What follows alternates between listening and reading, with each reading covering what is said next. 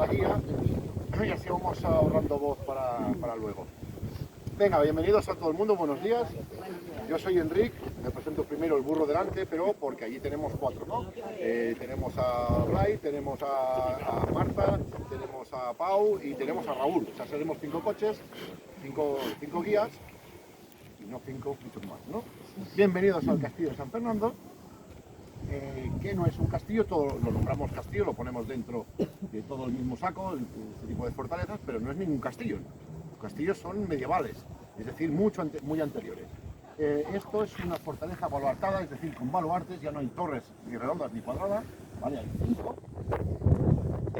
Y de hecho estamos hablando de la fortaleza más grande de Europa, 32 hectáreas. ¿Alguien las ve? Yo no las veo. 32 hectáreas, 320.000 metros cuadrados. Igual dicen. Piensen que cuando Martín Cermeño, que era el militar, de hecho, el mayor, la corte de Fernando VI, de ahí que se llama Fernando, estuvo buscando un sitio de ubicación y unos problemas, muchos problemas, casi de un siglo. Los problemas de un siglo, hablamos de problemas.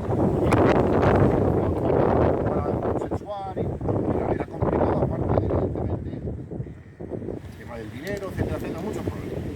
Pero bueno, llega aquí y se encuentra con una montaña que es la montaña de los Capuchinos, porque en la zona del parque donde era aparcado había un monasterio, que de hecho es el que los monjes capuchinos fueron los que edificaron el acueducto que les traía el agua al monasterio. ¿Bien? Vale. Cermeño llega aquí, pero se encuentra una montaña de 22 hectáreas. Hemos dicho que eran 32. Con mucho viento, hemos dicho. Con lo cual, hay una parte que es artificial, ¿vale? Y entonces eso Cermeño lo quiso para hacer esta fortaleza inexpugnable, y con eso el territorio, ¿sí?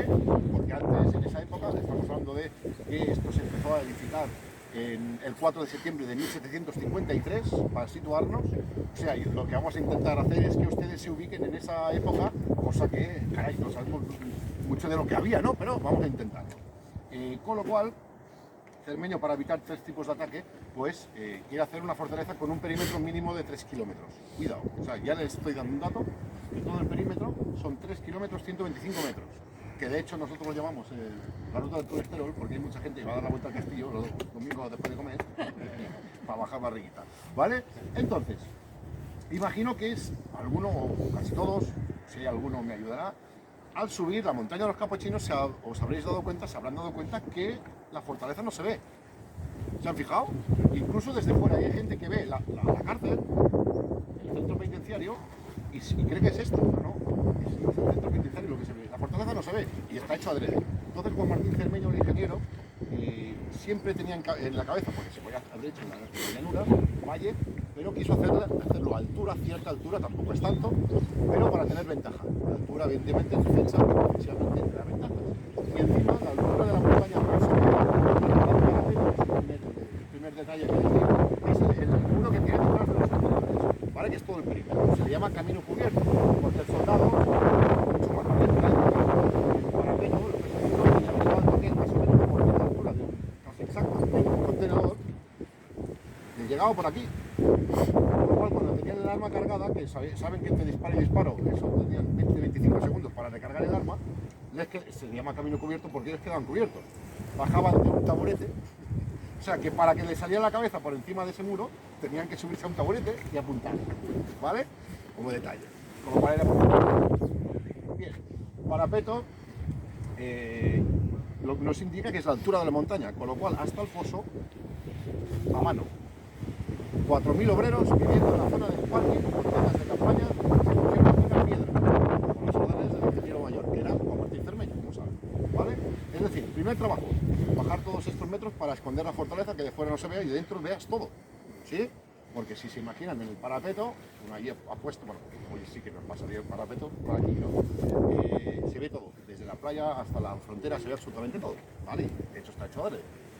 La fortaleza tenía que estar a 3 leguas como mucho, creo que lo ponemos por aquí, sí, a 3 leguas de la frontera y encima justo al lado del mar para recibir barcos. Era genial, era un punto estratégico genial que luego también lo fue en Guerra Civil, que ya hablaré, ¿vale? Bueno, ya os lo contaré en mi campaña, ¿vale? Entonces, en el foso, hemos creado un foso al picar piedras, pensar que la montaña era de piedra caliza, con lo cual resistente, ¿vale? Para ataques, ya veremos cuáles, que ahora os lo explicaré, se hacía complicado, ¿vale? En el foso, ¿agua o sin agua? En la época. No se preocupe, dígalo en voz alta que no se lo examen. ¿No? Sin agua. ¿Sin agua por qué? Ya no era necesario. ¿Por qué? Bueno, dime una razón de peso, hombre. Pero ¿dónde sacaron? Oh, caray, un hambre, bueno, ya lo veremos si fue inexpugnable. Esa es la ley de La artillería hacía que... Pues la gran mayoría eran con agua. La gran mayoría eran con agua, pero aquí Juan Martín Cermeño, para mejorar la salud, la vida, la existencia aquí dentro de un soldado, porque no sé si saben que había 3 turnos, la guardia de 8 horas, retén de 8 horas y el descanso de 8 horas. Y los días se dividían, evidentemente, en turnos de 8 horas. Y el que decidía ser soldado, en esa época no salía de la fortaleza. Por eso el segundo turno se llama retén, estaban retenidos. Con lo cual significa que no salían ni a buscar comida, sino que Figueras, que había 1.500 habitantes, aquí estamos hablando, que la guarnición era de 4.000 soldados, más 450 caballos, fíjense, 450 caballos, 1.700, bueno, 1.800 de hecho. No encuentras 450 caballos en toda la provincia de Gerona. Con lo cual, la comida era traída de fuera, ellos no podían salir de aquí. Y ahora pues no decía esto. Les quiero explicar tantas cosas, yo no tengo tiempo, se me ha ido la olla. Entonces, al querer mejorar la vida de esos soldados, empieza Cermeño a cambiar ciertas cosas, ¿vale? Ya veremos muchas más, pero una de ellas era la idea de no poner agua en el foso. ¿Por qué? Porque si pongo agua, hay suficientes alimentos. Si pongo agua mal,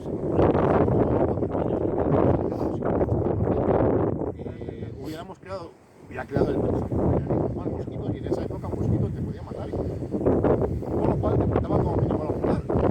Gracias. Imagínense la mitad de la guarnición de 4.000 en un hospital. Exagero, no cabían 2.000. Pero ¿cómo defiendes tú la montaña? Y con eso el territorio. Con lo cual, de ahí pensó, vamos a no poner agua, un foso seco. No es que no haga falta, pero sí que no le hizo falta. Si me dice la respuesta ya. Pero bien. No hubo nunca agua. De hecho, era elección del mismo ingeniero de poner agua o no poner agua. Aquí,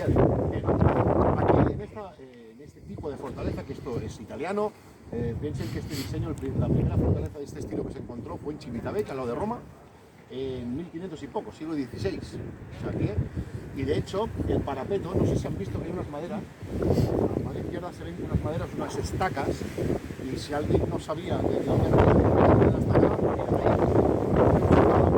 cuando entraba el dedo se iba, lo que decía.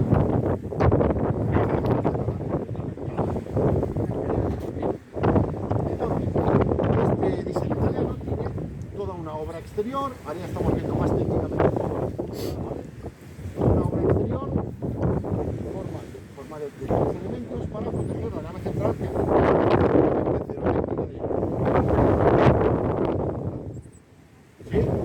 y la cabeza, esto es oeste, cuidado, no es norte, el norte está aquí.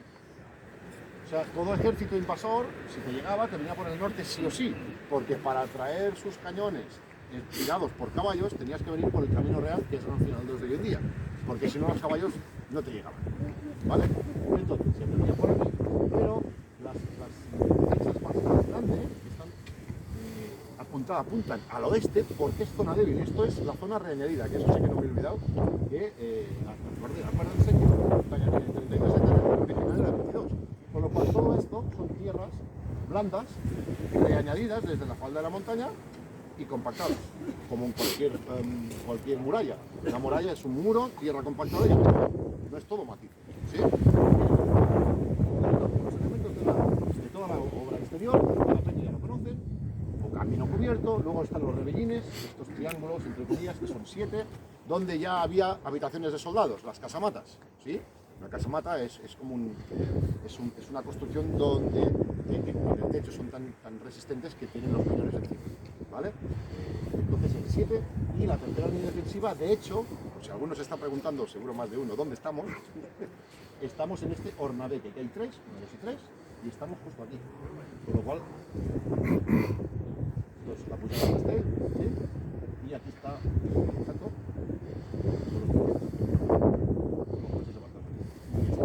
lo que viene aquí. ¿Sí? Es decir, en una pata, la sureste de la fortaleza. ¿Sí? Bien.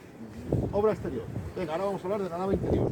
Los muros, la máxima altura de muros es lo que tienen ustedes enfrente, que es la Tortuga, que son 16 metros.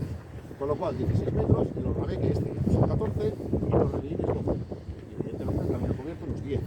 Cada línea interior defensiva más alta que la otra, para tener ventajas en el tamaño. ¿Sí? Bien. Entonces, hemos hablado de la altura de muros, máximo 16 metros. El mínimo de anchura de muro 20 metros. O sea, estamos hablando, más que nada los niños, ¿no? ¿Veis toda la altura del muro? Pues imaginaros 4 metros más y lo tumbáis en el suelo. Eso es el suelo mínimo de los muros de San Fernando. Y desde aquí, esto es un pozo de hecho. De aquí a aquí, esto es todo son 60 metros. Son 60 metros de piedra maciza, en zona de aire. O sea, no son añadidas. Imagínense la profundidad de los cimientos de ese Orrabeque. No existe otro igual en toda Europa. ¿Por qué? Utilizar la piedra. Y ahí tenemos algo grande de Europa aquí. Hay un ejemplo, ¿no? Bien. Evidentemente hay un eje salarial que viene del italiano, ¿vale? Que es tarifa y cola, con lo cual aún haber los edificios, pero ya veremos. Y esto eran caballerizas, en el sur de caballerizas, 150 metros de caballerizas y aquí 150 metros más. Esta ya veremos que no está. ¿Vale? Ya hablaremos por cada punto. Perdón, una pregunta. Dígame. ¿Por qué se llama Castillo de San Fernando si no es un castillo?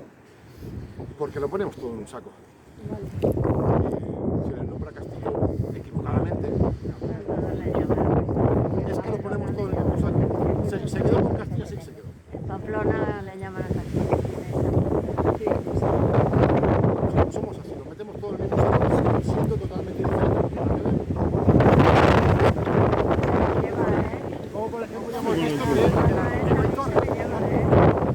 Bueno, como último detalle, explicarles que, si recuerdan, ya comenté que la obra empezó en 4 y los trabajadores que la obra pública estaban en la zona del parque del centro de Bilbao. 4.000 tíos, ¿no?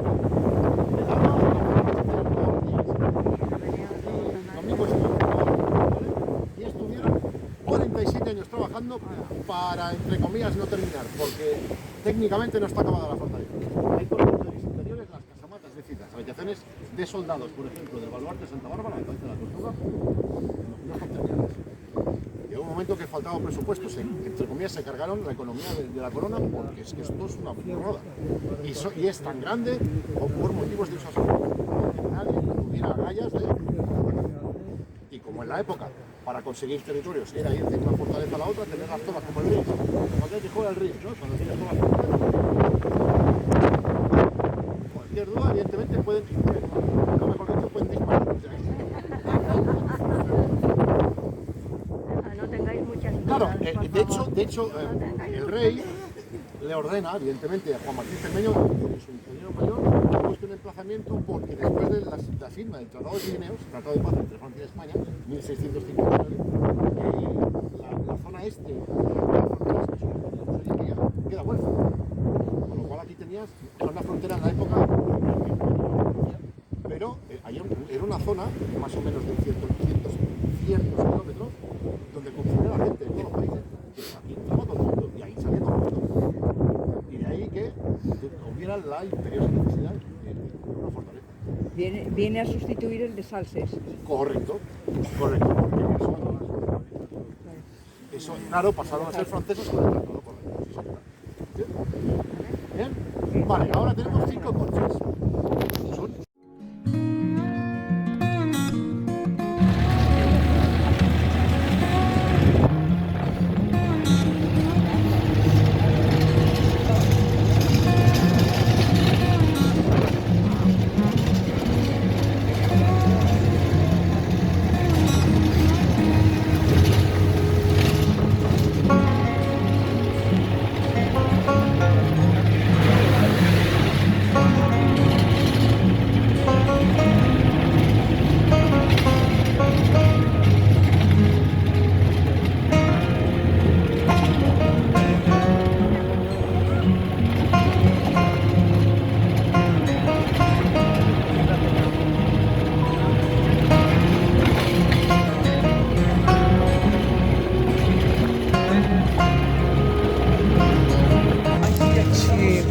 me hace falta.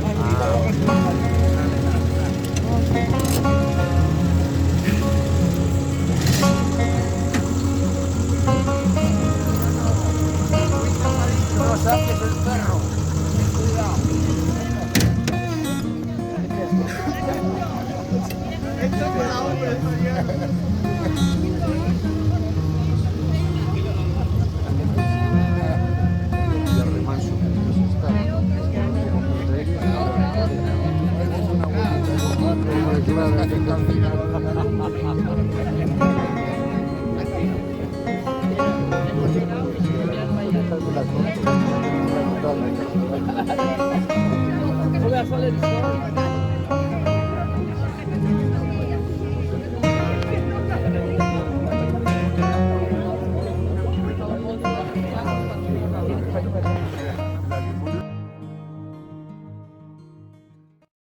A veces puede ser que cuando haya acabado la explicación pase alguien por ahí, porque ahora se puede hacer la vuelta, ¿vale? Pues ya sabréis más o menos dónde está, ¿vale? En ese entonces los soldados podían, pues se ponían ahí y eran siempre la primera línea de defensa. Después aquí tenéis el Rebellín, segunda línea de defensa, y después este muro tan grande era el Ornabeque. Tenía en esos huequitos que veis aquí, ¿vale? Estaban los cañones. Y cuando se disponían, sí, en aquel entonces podían entrar los soldados y pasar la primera y la segunda línea de defensa, que en ese entonces ya casi que estaban todos muertos, pues se plantaban aquí en el patio, en esta superficie, y tenían un canón apuntando en cada lugar. No había puntos débiles, ¿vale? Ni puntos ciegos. Por lo tanto, los canones que en ese tiempo utilizaban metralla, ¿vale? Pues tiraban las bolas y rebotaban por todas las paredes, causando así pues un efecto rebote que si no te daba la primera te podía dar la segunda o la tercera vez, ¿vale? Que rebotaba. Vale, pues ¿qué podía pensar alguien para poder entrar en esta fortaleza? Pues si se enteraban de que esta parte era artificial, alguien podía pensar que si entraban por abajo excavando minas, ¿vale? Podían llegar al Ornabeque directamente y explotar toda la parte de abajo, así a causar un boquete y poder entrar directos hasta dentro de la fortaleza. Juan Martín Cermeño ya pensó eso y hizo, ¿veis esta puerta roja de aquí? Pues son contraminas, son pasadizos que llegan hasta unos metros más abajo, y ahí se ponían soldados a escuchar si alguien estaba picando. Se quedaban las horas laborales ahí metidos a escuchar si alguien picaba, y siempre en silencio. Muy bien.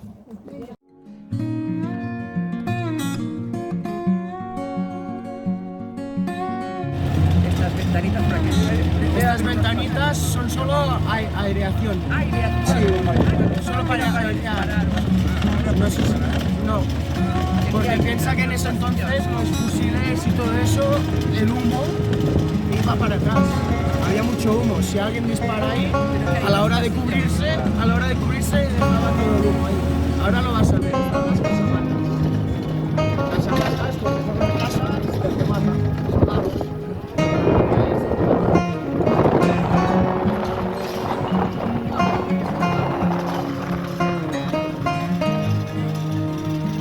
Ya voy yo.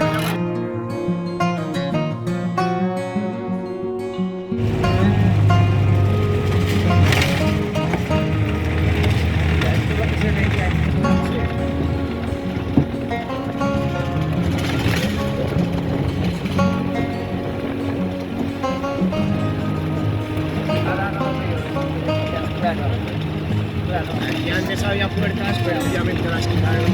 que se estaban empezando a pudrir. Ah, claro. Y aquí ya vi que era para... Para dormir los soldados. Y las dos del extremo ahora os lo contará mi compañero.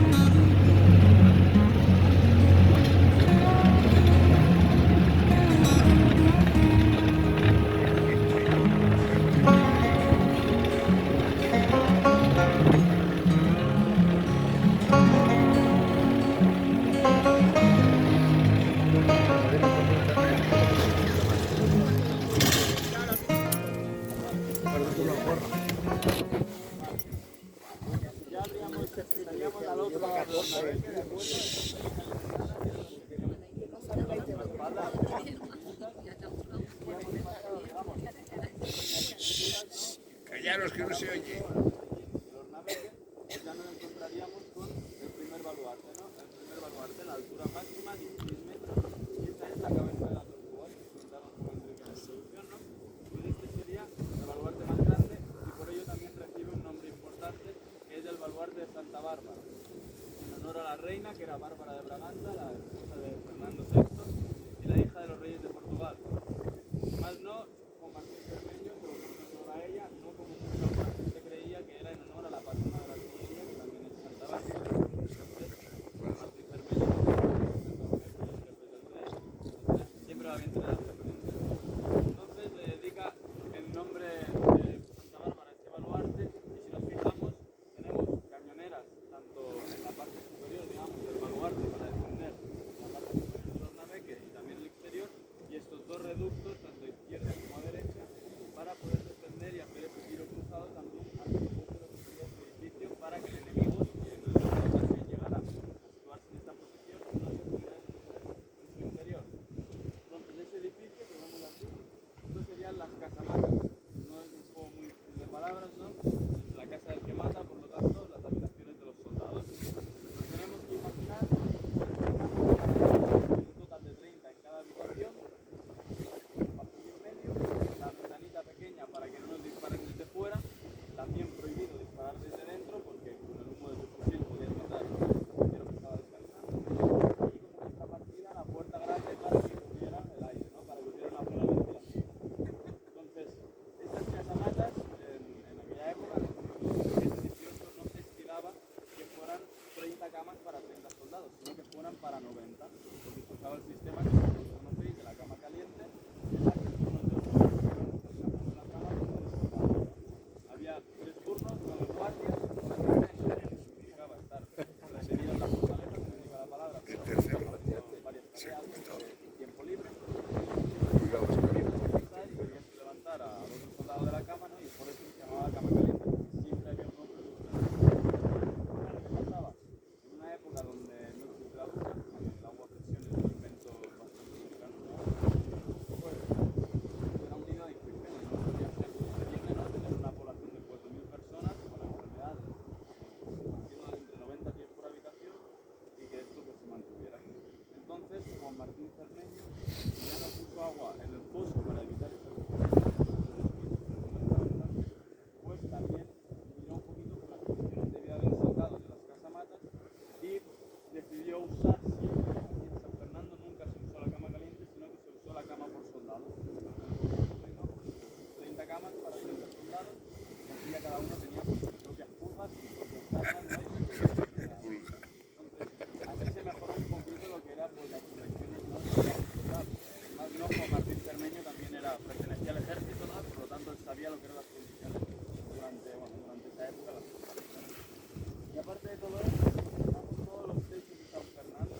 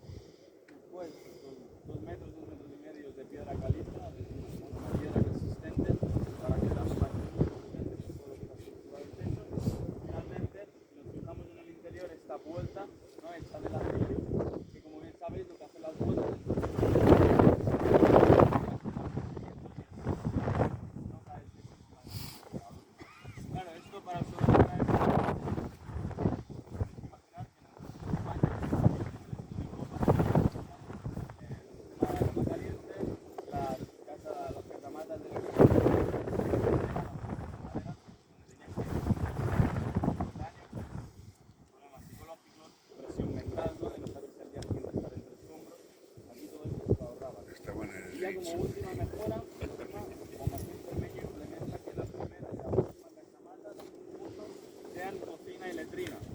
Todo junto, y separado. Hoy en día quizás no nos parecería demasiado higiénico, ¿no? Ir a hacerte la tortilla y luego a sacar el otro, pero de hecho estaba hecho por un motivo.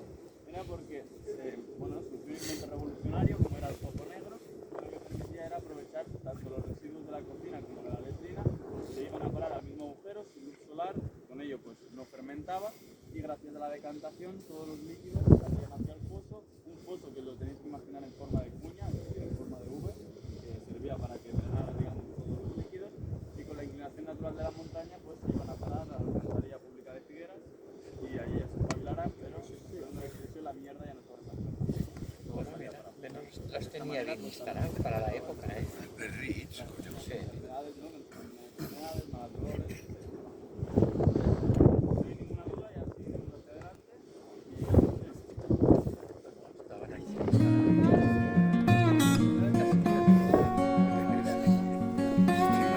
Vamos a salir de venir.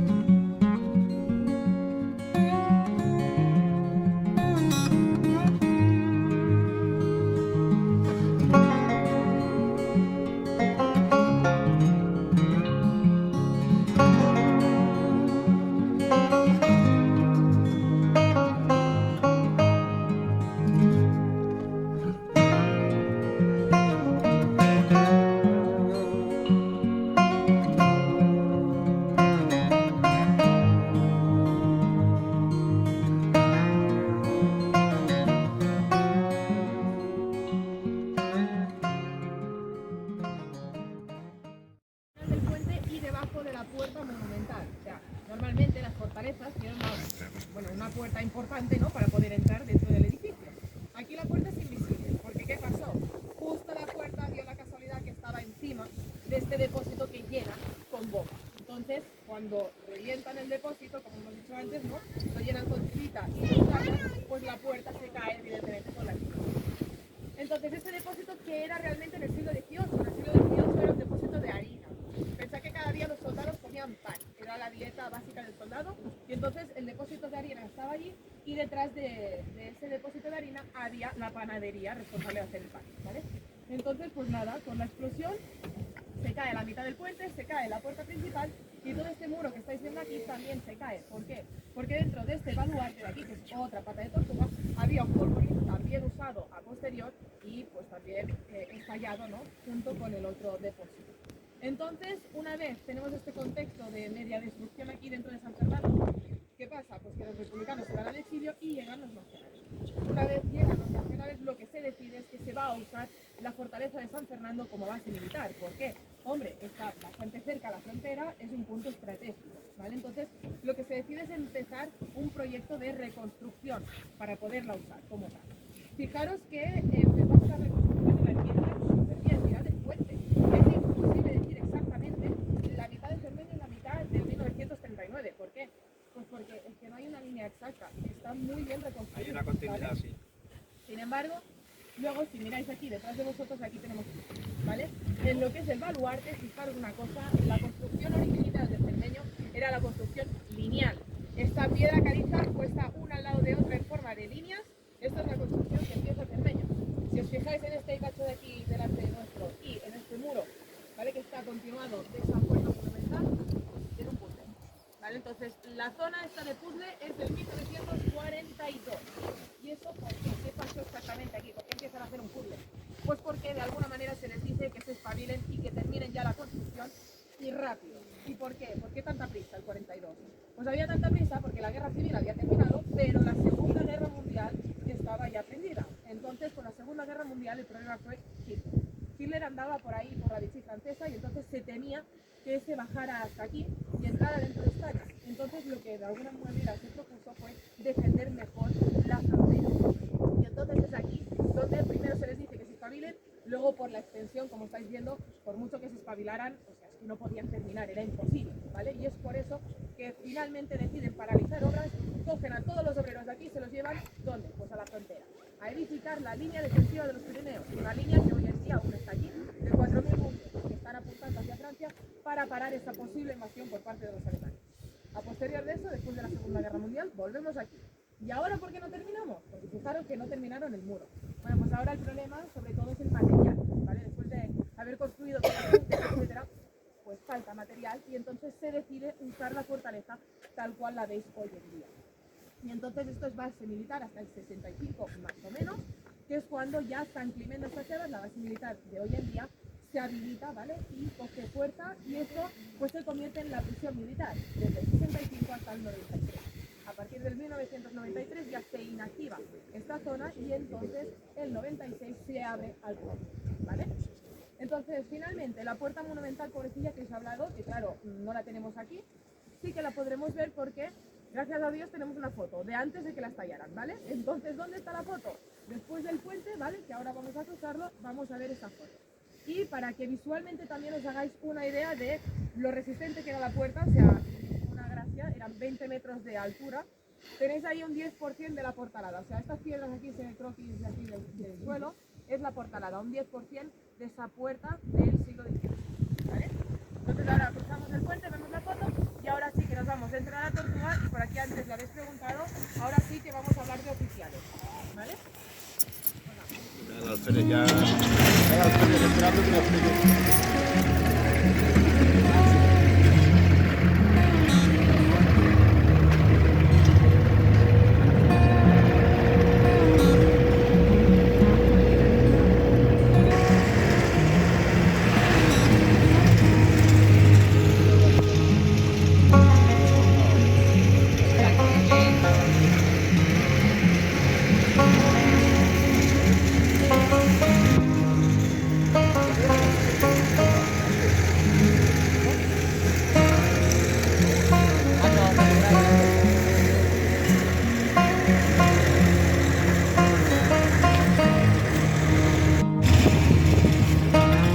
Tenéis la...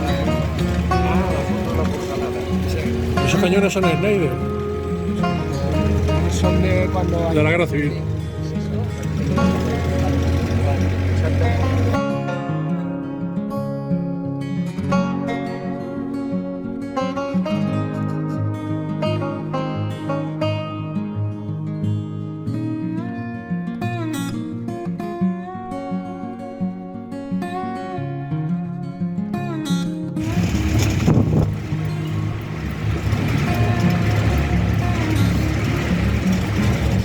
Y aquí el patio de armas.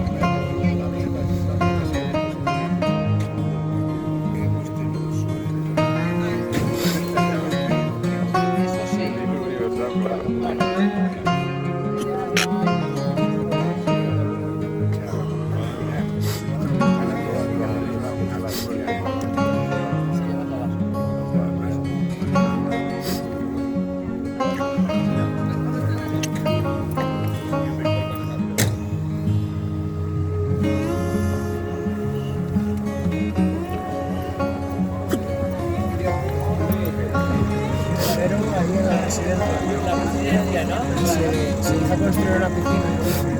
Ah, una piscina y todo.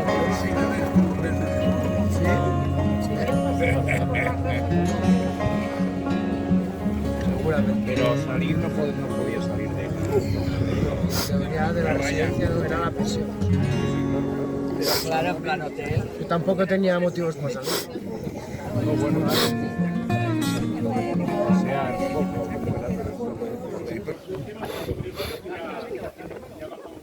Después del whisky. Estamos en el centro de esta fortaleza, es el corazón de San Fernando.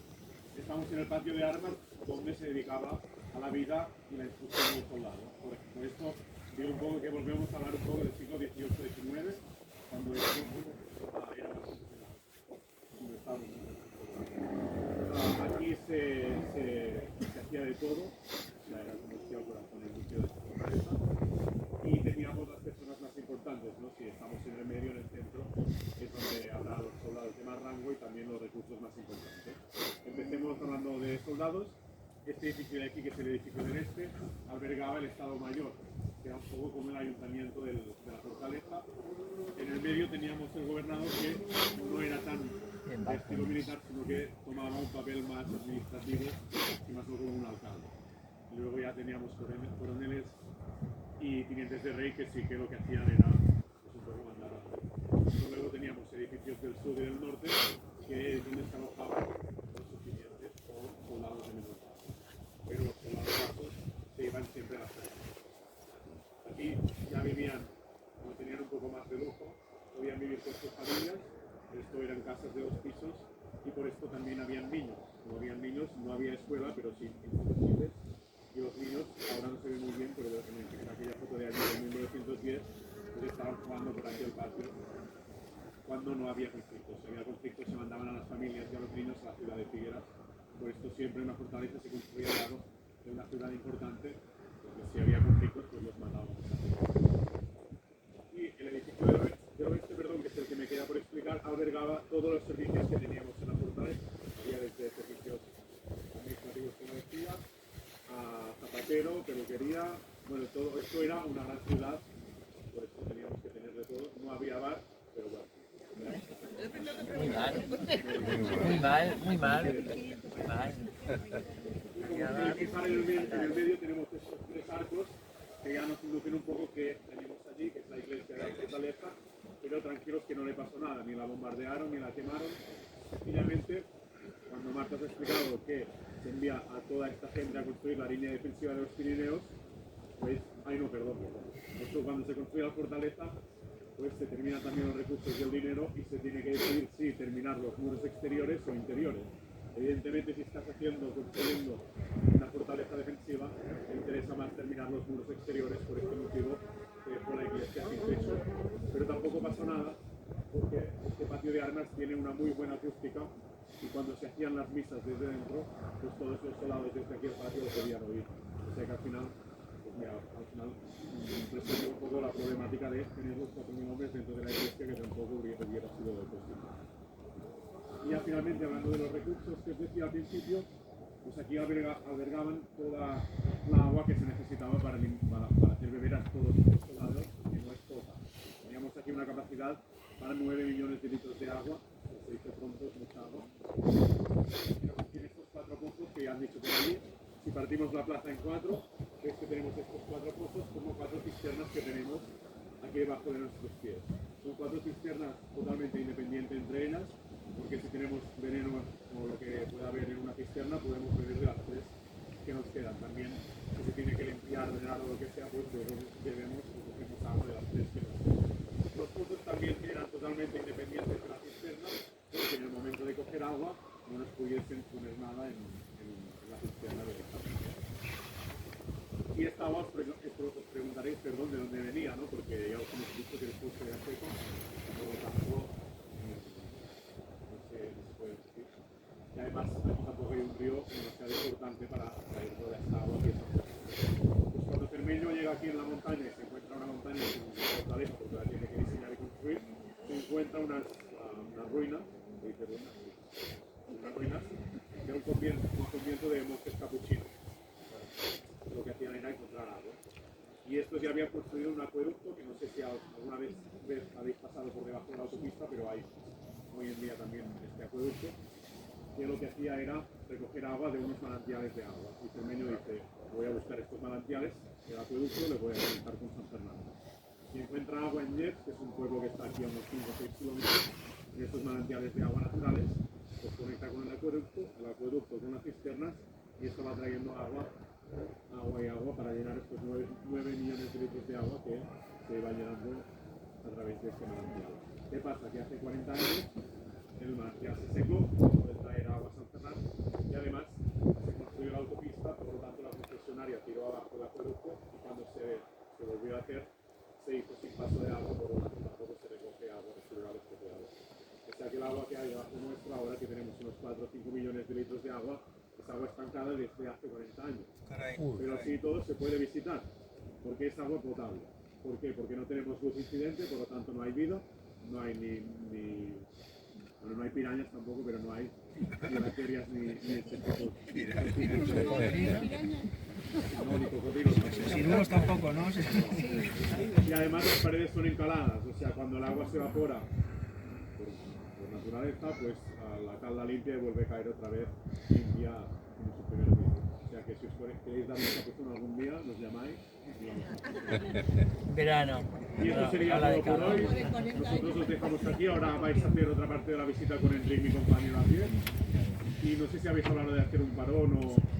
Enrique me ha dicho nada así, ahora ya nosotros desalojamos los vehículos y ya se tendrá un tiempo para... Sí, ahora os dejamos unos 10 minutos de patio para que...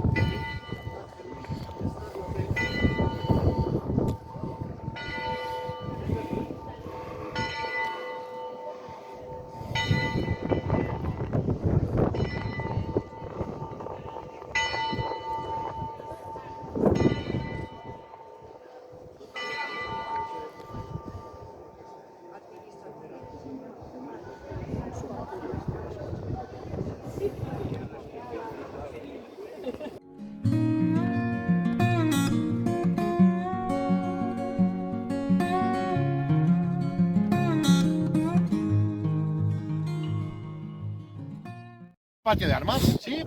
Si os fijáis, o si se fijan, veremos que el balcón principal del gobernador está justo enfrente, puerta por puerta, con la puerta de la iglesia. Y parece una tontería, pero tiene mucho sentido. ¿Por qué? Porque en la época no habían altavoces. Y ahora estarían pensando, ¿y este tío qué está diciendo? Voy a aplaudir, no me lo hagáis todos, tampoco hace falta. Yo me voy a destrozar la mano yo, no creo que con el viento se oiga, pero... Sí, sí. Con lo cual hay una acústica impresionante. De hecho, si se fijan, digamos, el lado norte y el lado sur del edificio del oeste cierran para hacer de altavoz. La piedra caliza es un buen transmisor de las ondas sonoras, con lo cual está fet expresamente, sí señor. Con lo cual el gobernador salía, se apoyaba en su barandilla, empezaba a decir las nuevas, y los domingos, evidentemente a las 12, la misa con el capellán dentro. No hay techo, pero se usaba, no es broma, con lo cual nos tenemos que imaginar a los oficiales dentro y toda la tropa fuera, y alzando un poco la voz. De hecho, si se acuerdan, cuando estaban cantando, les he dicho, porque es así, ¿no? Dijo, bajar un poco la voz, porque yo desde la otra punta se oía perfectamente. De hecho, yo un día estaba haciendo una visita y había un señor escondido detrás del... Bueno, escondido. Que estaba andando con el móvil hablando y yo oía todo lo que hablaba el hombre. O sea, ahí en la puerta, ahora mismo me podían estar escuchando. Y espérate. ¿Vale? Con lo cual la acústica es muy buena. Vale. Entonces, la iglesia es muy pequeñita y de hecho podemos hacer una cosa, acercarnos, echar un vistazo dentro y luego ya iremos a la zona del penal. Yo iba a ir directamente, pero creo que es casi más aconsejable ver un poco, echar un vistazo dentro, ¿no? Sí, nos acercamos un momento.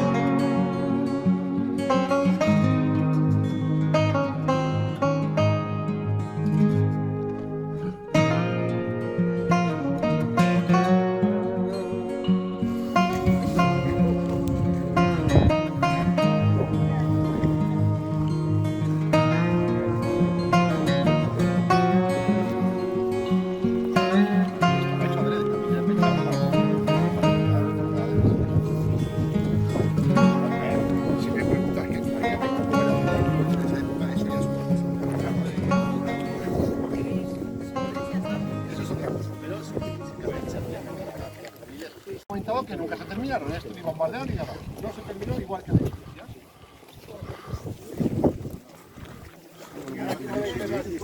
No, la frontera será al otro lado y de hecho desde el otro lado veremos también el mar.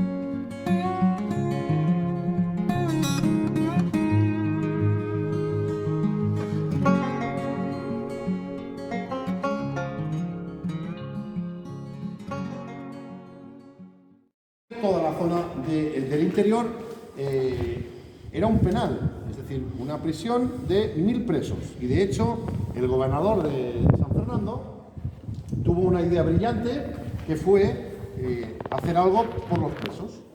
¿Hacer algo por los presos en qué sentido? Pues en intentar ayudarlos para que tuvieran una mejor reinserción. O sea, ya empezó iba a decir alcaide, no, ese gobernador a pensar en la reinserción de los presos que tenía aquí, y de hecho los presos de San Fernando se los conocía como los zapateros de San Fernando. Y no me refiero al de izquierdas, no, me refiero a que les enseñaban a hacer zapatos. Muy bien. ¿Vale? Y entonces eran muy queridos porque se ve que hacían, lo puedo decir, unos zapatos que los hacían muy bien, ¿vale? De cuero y muy bien hechos, y además todo el mundo de toda la zona quería zapatos de los zapateros de San Fernando porque eran muy buenos y estaban muy bien hechos. Por lo cual, si yo estoy en una cárcel y salgo, lo más normal, si ustedes tienen algún negocio, que cuando yo les diga que vengo de la cárcel me digan, pues sigue y que tenga suerte. Pero al revés, lo que consiguió ese gobernador fue que, al contrario, no, vengo de la cárcel. Uy, pues disculpa, pero lo siento mucho. ¿Y de qué cárcel vienes? De San Fernando. ¿Perdona? ¿Eres zapatero? Sí, soy zapatero de San Fernando. Cuente conmigo y tendrás trabajo. Y encima, si no toda, parte del dinero que producían, evidentemente, que obtenían de ingresos, con las ventas se les daba para que tuvieran pues una reinserción, un reinicio un poquito mejor, ¿no? Exactamente igual que hoy en día. Dígame. ¿Eran presos internos entre los militares o también externos? No, esto era civil. Ah, vale. Era una temporada, de hecho, de 1906 a 1933. De hecho, el 33 se cierra el penal, directamente. Figueras ha habido 4 cárceles. O sea, Figueras, con lo grande que es, 4 cárceles. Y sí, esto, ya les digo, esto a pesar de que no es una instalación militar, como hoy en día, que sigue siéndolo, y suyo, fue prisión civil. Sí. Es decir, no eran presos militares, que esos estaban en lo que era anteriormente la panadería, que es la residencia de un día, sino que fue una prisión civil. Ya como estamos todos aquí muy bien, y creo que se me oye bastante bien, ¿no? Sí. Bien, y parece que no hace tanto ahí, ¿eh? No sé, alguien habrá cerrado las ventanas, que ya sería ahora. Bien. Esto, alguien me ha preguntado qué extensión tiene. Son el patio de armas, justo hasta detrás de edificios, ¿eh? Todos son 9.000 metros cuadrados, es decir, casi 1 hectárea de las 32. Bien, la parte interior, donde terminan, es decir, desde aquí, donde terminan los edificios, ¿vale? Donde terminan cada edificio, son 7.000 metros cuadrados, 7.200, de hecho. Todo abajo es cisterna de agua. Habrán visto que en cada rincón hay un pozo, con lo cual hay 4 cisternas de agua. No sé si se han fijado en el mapa que hemos visto al principio, que la introducción la he hecho yo, que en el centro se veían como 4 Ls. Pues en cada uno de los extremos están los 4 pozos, con lo cual las 4 cisternas de agua tienen forma de L.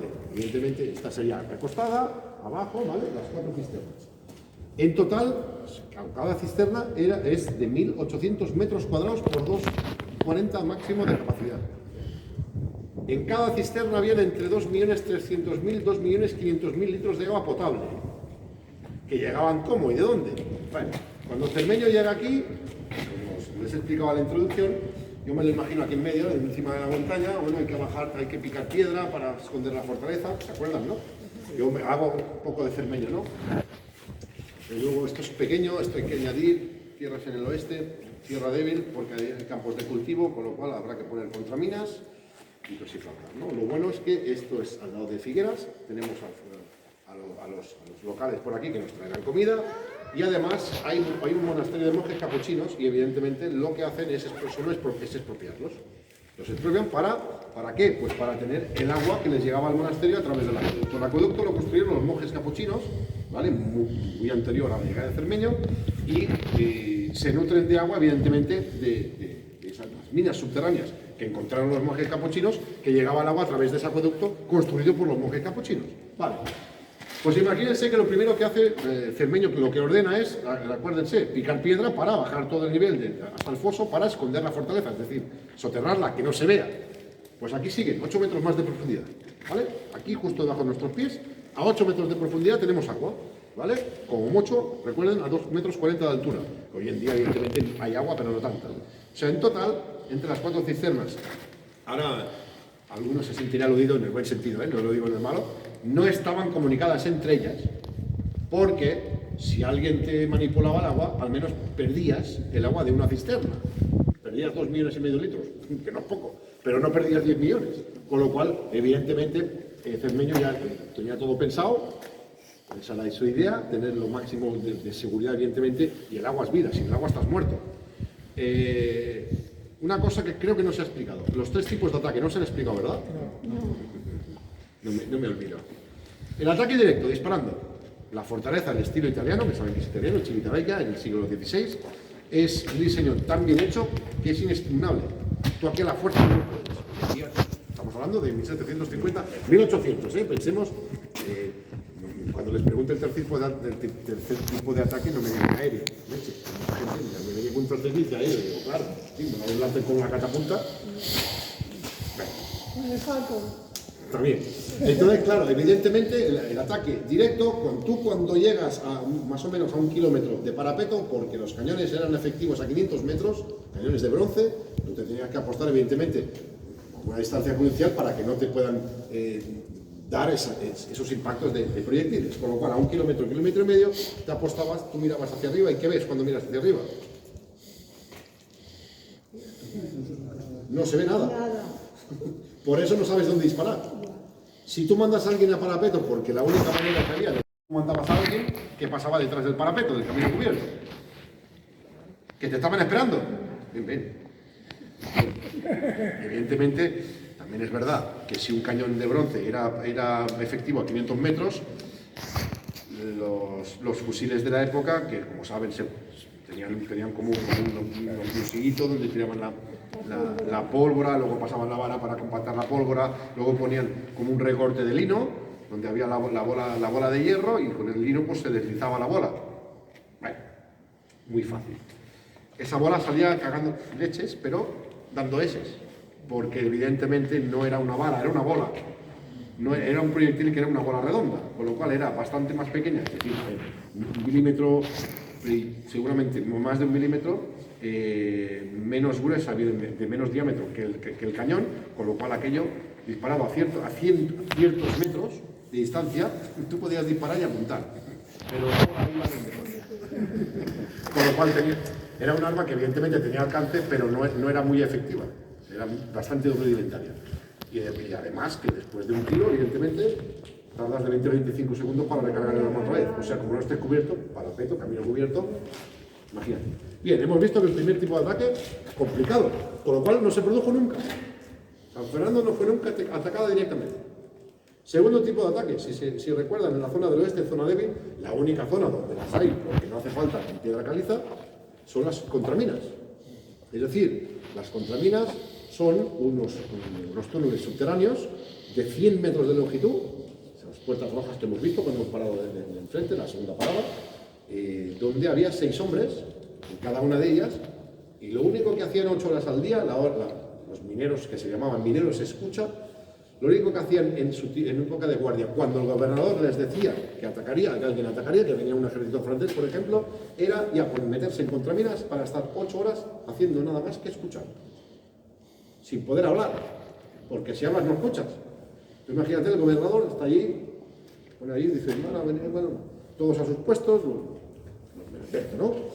El minero ya hacía contraminas, es decir, tú cuando empezabas cada día tu turno de 8 horas ya te ibas a contraminas, o hacías el relevo, evidentemente, al grupo anterior, con lo cual te metías en tornillo, porque es un túnel subterráneo, nos tenemos que imaginar la planta de cada contramina, un túnel de 100 metros, donde a partir de ciertos metros de distancia hay a cada lado 3 ramales con una pequeña habitación al final de cada ramal. ¿Sí? ¿Me explico bien? Pues en cada una de esas habitaciones que se les llama a los niños había un tío con un taburete sentado solo para escuchar. Sin poder hablar. Méteme a mí, unos niños.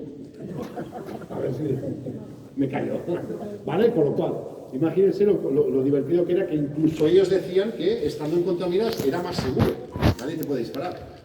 Pero claro, claustrofobia no puedes tener, porque si no muerden las paredes. Evidentemente era un trabajo escogido, no todo el mundo podía ser minero. Pero era el hándicap, ¿no? Que tenías que estar justo bajo tierra, y aquí no se atacó nunca por minas, con lo cual las contraminas no se tuvieron que utilizar nunca, porque lo que hubieran hecho era Al final de la contramina no hay muro, está la tierra compactada y ahí empezaron a picar para hacer el túnel más largo, para ir a buscar de oídas el túnel que estaba haciendo el enemigo para entrar. ¿Me explico? Cuando estaban suficientemente cerca, iban a buscar la pólvora, el polvorín, los barriles, y les daban los buenos días y la buena nit ya directamente.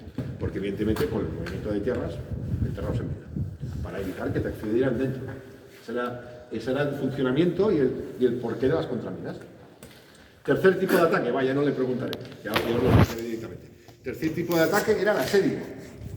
¿Qué es un asedio? Coger todos los alrededores de la fortaleza a una distancia prudencial para que puedan, evidentemente, disparar con ningún tipo de proyectil, evidentemente con proyectiles de largo alcance, 500 metros, los cañones, y esperar. ¿Esperar a qué?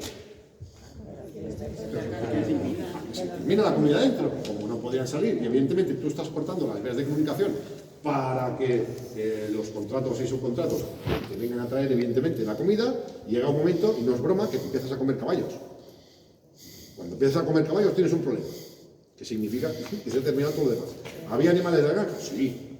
Hay mucha gente que me dice, bueno, pues Cermeño no es tan listo, porque tienes tierra para hacer un huerto. Volvemos a lo mismo que lo que hablábamos de las cocinas, el cocinero para 4.000, pon un huerto para 4.000 todos los días. No da. Evidentemente Cermeño, si no lo instaló, era porque no envía. Evidentemente, ¿no? Hay detalles que podríamos haber cambiado, pero con la experiencia que tenemos de tantos años después, ¿no? Pero en la época no había detalles como, por ejemplo, lo que comentamos, ¿no? De cementerio por seguridad y el tema de plantaciones porque no era viable, ¿sí? Con lo cual, aquí la idea de Cermeño era añadir esas 10 hectáreas para tener un mínimo de perímetro de 3 kilómetros, ¿sí? Porque la idea de Cermeño era que él calculó que a una distancia de 2-3 kilómetros de parapeto en todos los alrededores, evidentemente ya dejan de ser 3 kilómetros 125 metros, sino que es mucho más el diámetro, o sea, esa corona, ¿no? Con lo cual, la idea de Cermeño era que el ejército necesario para asediar un perímetro de 3 kilómetros, en esa época no existía. Nadie tenía el número suficiente de efectivos como para asediar una fortaleza de 3 kilómetros de perímetro, con lo cual él pensaba tener bajo control las 3 tipos de ataque. Si a ti no te pueden atacar, el territorio es inexpugnable, y de hecho es tan grande por motivos disuasorios. Lo que pasa es que, a pesar de que en la época de Cermeño nadie tenía un ejército de 25.000 tíos, que son los necesarios, llegó un momento, casi 60 años después, que ¿quién fue que mandó aquí las tropas? ¿Que los echaron los madrileños? Bueno, Napoleón. Con lo cual, en 1808, Napoleón manda aquí 25.000 tíos y al quinto mes el gobernador le lanzó la llave. Entrar, porque nos estamos quedando sin comida, la gente enferma, y evidentemente tuvieron que rendirse al quinto mes. ¿Sí? No quejaréis de explicaciones. Vale, el agua, lo que decíamos, ¿no? El agua. Hoy en día hay agua, sí. Hay parte de una visita que se puede hacer subterránea, con lo cual se visitan con barca una de las cisternas. Pensar que habrá más o menos la mitad de agua. Cuando Cermeño tiene las cuatro cisternas excavadas, se da cuenta que con el agua que llega de las cisternas, de las minas subterráneas de los monjes, no da. No llena. Aparte, ¿por qué no llena? Aparte, porque no llega suficiente caudal como para subir, evidentemente tiene 4.000 obreros que beben, ¿no? Por eso, evidentemente tiene un gran problema, y de hecho tuvo que buscar una segunda fuente, nunca mejor dicho, y encontró un manantial natural en el pueblo de Llers, que conectó directamente con el acueducto de los monjes, y entre las minas subterráneas de los monjes y el acueducto y el manantial natural que encontró en Llers, ahí sí que empieza a llenar cisternas, manantial que estuvo dando agua hasta hace 40 y tantos años. O sea que no está mal.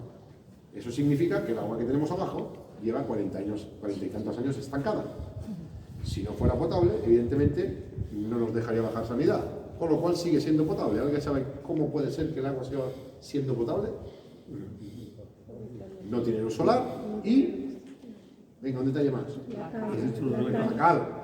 Un método romano, es decir, los romanos se dan cuenta que el agua sin luz, evidentemente, y con paredes encaladas, que por eso se llama encalar paredes, el agua se está evaporando debajo, se está evaporando constantemente. Evidentemente, si bajáramos en verano se ve mucho más, con la luz del casco que nos ponemos, se ve el vapor de agua que va subiendo, evidentemente. Cuando el agua se condensa, viene tocada en los techos y paredes que están forradas de cal y evidentemente cuando la gota tiene suficientemente peso ya cae limpia. Por eso el agua se está renovando constantemente. Cuando no nos quede, que ya no queda mucha, cuando no nos quede cal, entonces ya químicos no sé lo que haremos, pero encalar paredes lo dudo ya, ¿no? ¿Vale? Ahora vamos a seguir y vamos a ir a ver una casamata, ¿sí? Bueno, ¿vamos todos juntos? Venga.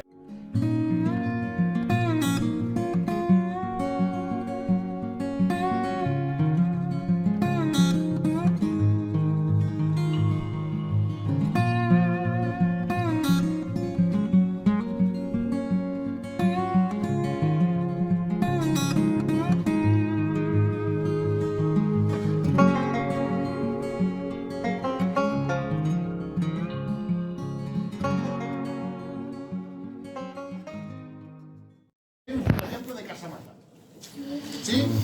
Fabricación de soldado. No sé si os ubicáis, debajo están caballerizas, con lo cual son casamatas, evidentemente, de escuadrones de caballeros. Con lo cual, de caballería, gracias. Con lo cual había casamatas de infantería, 30 camas, si os acordáis, 15 y 15. Luego había las de caballería, que eran 14, o sea, eran 14 en total, no 30 soldados. Aquí habían 14, 7 y 7, con lo cual vienen un poquito más anchos, ¿no? Vale. Aquí ya veis que evidentemente no se ven los ladrillos de las bóvedas, exacto, pero acordaros que como Raúl, creo que ha sido Raúl, nos ha explicado, todos los techos de San Fernando tienen un grosor mínimo de 1,5 metros, o sea, mínimo, tienen un grosor de 1,5 metros, una capa de tierra, una segunda de unos 60-70 centímetros de piedra caliza y la última capa con 3 subcapas de ladrillos. De pie. Los ladrillos no están instalados tumbados, sino horizontales de pie para que resistan más presión. Luego otras son capas de verticales y una tercera de horizontales. Con eso ese hombre, ese visionario, hizo techos a prueba de impactos de bolas de cañón, no, de bombas. ¿Sí? Vale. Entonces, evidentemente, todos los techos San Fernando están construidos igual. ¿Vale? Pues aquí os tenéis que imaginar como estas casas de camastro, ¿vale? De unos 60 centímetros, aquí 14, en infantería 30, y no sé si lo he explicado, que al lado de las cocinas y letrinas, las habitaciones contiguas, es decir, la siguiente, eran, en cada extremo, eran para los suboficiales, que solían haber, como mucho, más que nada sargentos, y como mucho 8 en cada casamata. O sea que había de 30, de 14, de 8, dependiendo de los grados y dependiendo de la función que tenía.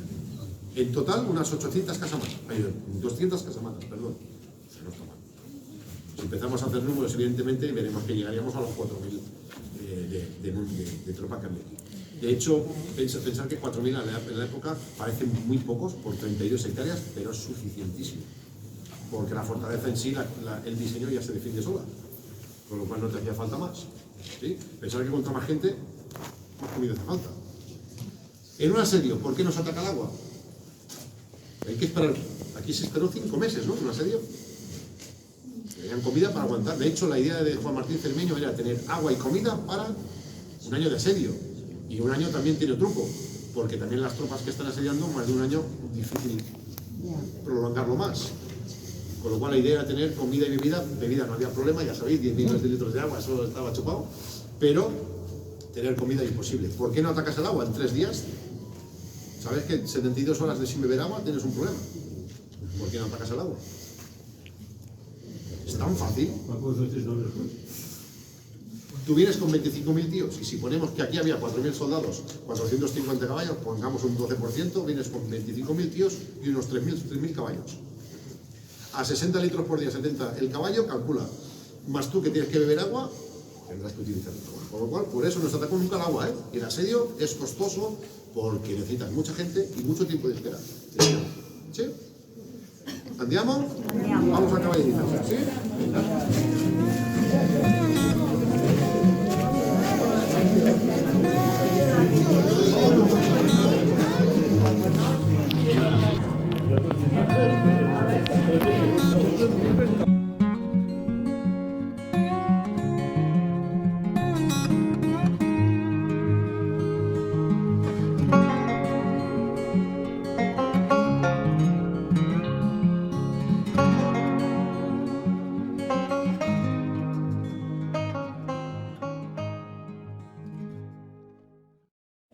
matarse aquí. Bien, el gobernador tiene una idea, con lo cual si yo tengo soldados que no pueden salir de aquí y están 8 horas de guardia, las 8 horas siguientes el retén no estaba trabajando 8 horas, pero había trabajos a hacer. Había que hacer eso, ¿no? En las horas de retén, no 8 horas, pero 2, 3, 4, dependiendo del día o lo que te tocara, había que limpiar letrinas, había que llenar cocinas, había que, como dicen los ingleses, ¿no? Caminar caballos, limpiar caballerizas, que eran solo 150 metros por doble, son 300 más 600 metros de caballerizas. Calcula tú la cantidad de paja que había ahí y la cantidad de... Lo que suelta el caballo.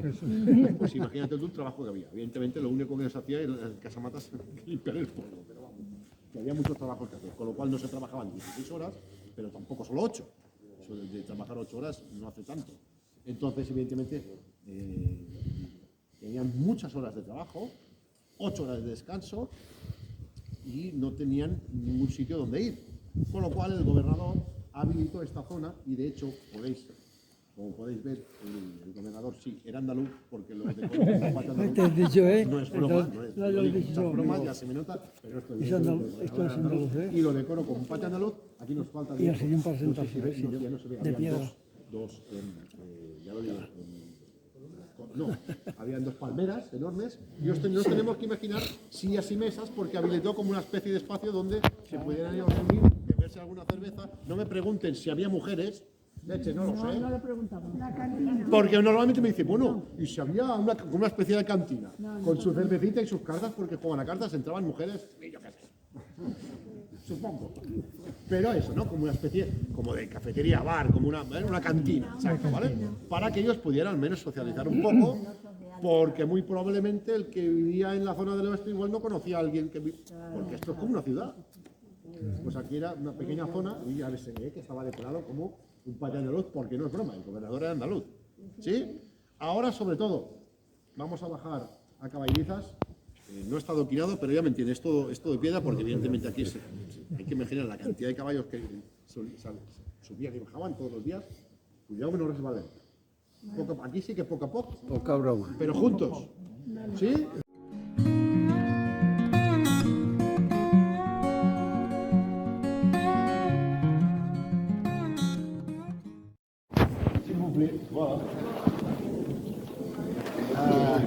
¿Estamos todos? No. Porque no veo oscuro. Supongo que está haciendo de coche escoba. Ahí sí que está. Al tanto el móvil. Yo un día vaig posar tenir aquesta... Vale, ¿por qué les digo que se acerquen un poco hacia mí? Porque aquí se ve claramente que desde un lado, justo, si miran hasta el final, podrán ver los 150 metros de caballerizas. Dobles. Detrás de este muro hay exactamente lo mismo al otro lado. Con lo cual, recuerden que en la zona del norte teníamos la otra mitad al otro lado de la cola de la tortuga, ¿sí? Que fue todo lo que se perdió con la primera explosión después de que del 1 al 5 de febrero del 39, ya lo diré, el gobierno republicano de Juan Manuel Azaña hiciera las últimas cortes ahí dentro, donde se acordó, se pactó o se decidió de activar el plan de demoliciones, ¿no? Que ha explicado Manu. Bien, pues exactamente lo mismo que ven aquí doble es lo que había en el otro lado. O sea, estando aquí dentro, uno se puede imaginar, ¿no? Pero puede empezar a hacerse una idea de la cantidad de armamento que había aquí para que no quede ni una sola piedra de la mitad norte de Caballerizas. Imaginaros la explosión que hubo aquí, en el otro lado. Descomunal. ¿Se llevó eso, perdón? Todo eso igual, todo esto que ven aquí exactamente estaba simetría del Renacimiento, era exactamente igual al otro lado. Y no hay nada, ni una piedra. Aquí se ve el ancho de muro, ya desde la ventana se ve un trocito de ancho de muro. O sea, es que si pensamos la explosión que hubo, no nos lo podemos ni imaginar. No, es que piedras como la que se apilaron allí, no es broma, volaron al centro de Figueras. Y eso me lo confirmó un señor, que mira, un señor muy mayor. Dice, eso que has dicho es verdad. Digo, hombre, espero que todo lo que digo. Dice, no, pero yo estaba allí. Digo, Entonces allí nos explicó que sus padres tenían una farmacia y vio a su padre sacar piedras y ¿qué es esto, papá? Si él pregunta, ¿qué haces? Sacar piedras de la explosión de San Fernando. O sea, que tiene manera. ¿Sí? Bueno, ahora les voy a explicar algo que no está en el guión. Va. Una anécdota. ¿Cómo hicieron tú? Sí. No, Solo en el enganche. exacto, para comer. ¿Por qué no tiene? Gerona y Barcelona. ¿Cómo empieza el perfume? Dice, con muy buen olor. No. ¿Cómo empieza la película del perfume? ¿Os acordáis que se ve a un chico metido en una mazmorra, que sacan de la mazmorra arrastrándolo por el suelo, porque la intención, es decir, la película empieza que lo sacan de la mazmorra para ejecutarlo en plaza pública, con lo cual la película empieza al final y luego te explican toda la historia hasta llegar a ese punto, lo sacan de aquí. ¿Vale? Es esta la mazmorra. Sí, ¿vale? Lo sacan de ahí y lo arrastran todo por aquí al suelo y lo arrastran hacia abajo. Si lo volvéis a ver, ya veréis que al final de la película, incluso cuando veáis la imagen, diréis, yo no estaba allí, además que se ve clarísimo. ¿Vale? Cuando Jean-Baptiste Grenouille, que es el chico, de hecho, si no tengo mal entendido, el mercado de pescado de París, que es donde le da a luz su madre, es el Patio de Armas. ¿Vale? Entonces, cuando él se va y tiene que hacer lo que tiene que hacer, tampoco voy a hacer spoilers por si alguien no ha visto la película. Pero sí, ya lleva años, y el libro. Pero el tema es que cuando vuelve a su pueblo después de hacer lo que ha tenido que hacer, el ingreso, la puerta de acceso al pueblo, que es evidentemente un pueblo amurallado, es la puerta por la que habéis entrado. Sí. Si os fijáis ya veréis que no están las columnas, hay las dos esculturas que hay, la puerta, no la monumental que ya no tenemos, la puerta de acceso, cuando subís por la subida al castillo, al entrar esa puerta se ve perfectamente que es por donde el acceso del pueblo de Jean-Baptiste Grenouille, ¿vale? Pues ahí está la anécdota que no está en el guión, pero lo quería hacer.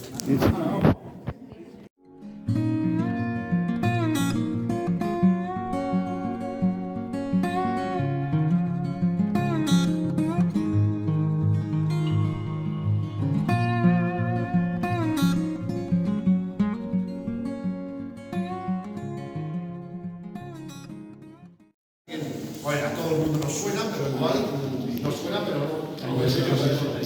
Era un granadino, presidente de Girona, de hecho, era el gobernador de Girona, ¿vale? Con lo cual, sabéis que aquí en 1808 manda Napoleón las primeras tropas a esta fortaleza. Como os había dicho en la introducción, para conquistar territorios en la época tenías que ir de la primera fortaleza después de fronteras a la segunda, de la segunda a la tercera y tener todas las fortalezas de un territorio para conquistarlo. Con lo cual, cuando después del quinto mes de asedio aquí se hacen las tropas napoleónicas con esta fortaleza, se van o Napoleón manda un segundo ejército a Girona, ¿sí?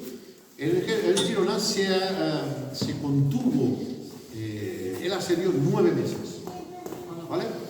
A raíz de eso, Napoleón se portó muy mal con Álvarez de Castro y lo torturó. Con lo cual, la silla que veis es una copia donde se le torturó, ¿vale? Lo que sí, todo el mundo sabe, y hay documentación de que se le torturó, lo que ya no está tan claro cómo. Con lo cual hay habladurías, lo típico, ¿no? Hay rumores de dos tipos de tortura, que sí se lo torturó, eso se sabe. La idea era no dejarle dormir, con lo cual unos dicen que era pinchándolo con la bayoneta y otros dicen que con la gota malaya. Todo el mundo sabéis lo que es la gota malaya, una gota fría que te van dejando caer en la cabeza, que eso al cabo de 10 minutos de gota estás como una puñetera cama. Y eso es como una losa que te cae, una gota fría en la cabeza, eso es demoledor. De hecho, también le llaman la tortura china. Y era muy bestia, o sea, parece una tontería, pero es brutal, ¿vale? Y de hecho, Napoleón se lo lleva a Francia, a Álvarez de Castro, y de hecho, cuando decide volver a Girona para ejecutarlo en plaza pública, como a modo no de escarnio, sino de advertencia, si no decís pueblo de Girona lo que os digo, acabaréis así. De hecho, ya era mayor y como la tortura ya ni llega vivo Álvarez de Castro. Y de hecho, se le entierra en una fosa común, sin el uniforme, cosa extrañísima. O sea, allí Napoleón se portó fatal. Y de hecho, se descubrió, porque fue como un descubrimiento, no me preguntéis dónde estaba, porque no lo sé dónde estaban las cosas comunes, pero se supo que era él porque le dejaron una piedra, una losa, con una grabación en el pecho, todo lo que le dejaron. Pero muy mal hecho porque si no lo informa y muy mal cuidado. O sea, lo del caballero de guerra, señor de la guerra, en ese momento Napoleón se portó fatal.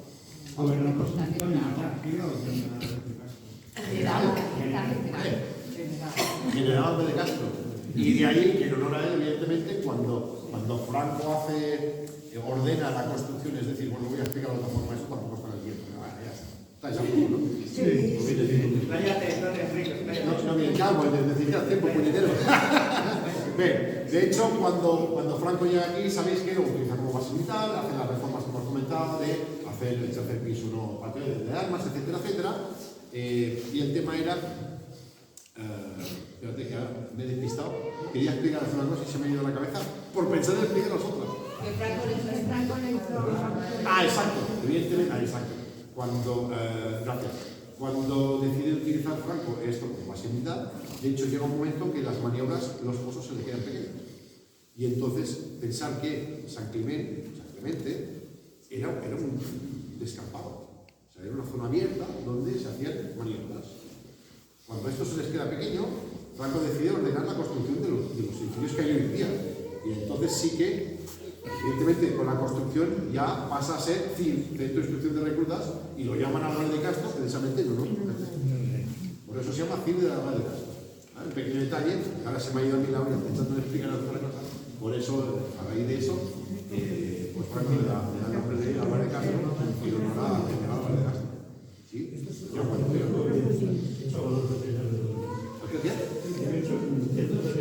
Exacto, envía un descampado con tiendas de campaña. Sí, sí. ¿Vale? Pues, supongo que me dejo muchas cosas, podríamos estar aquí.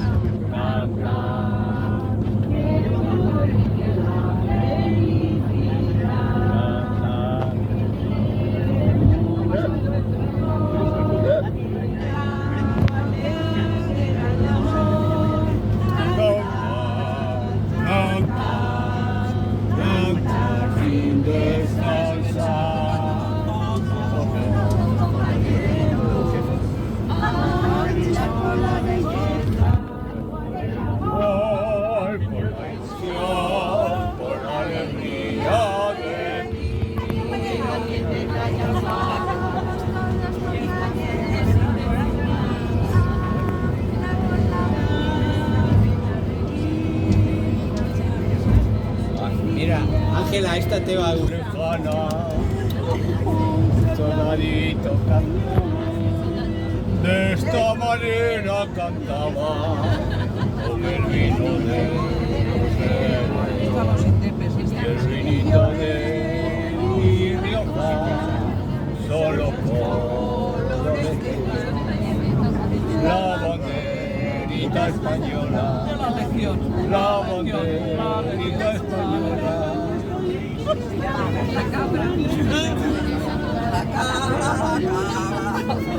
Sigo sueños rotos, los he cosido con el hilo de tus ojos, he cantado al son de acordes aún no inventados.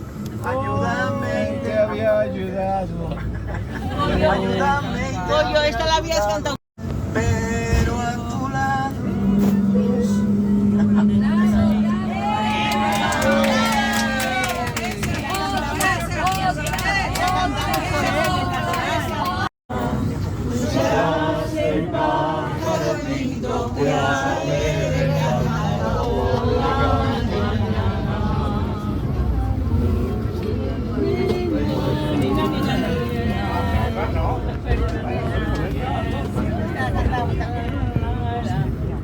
Nos quedamos solos.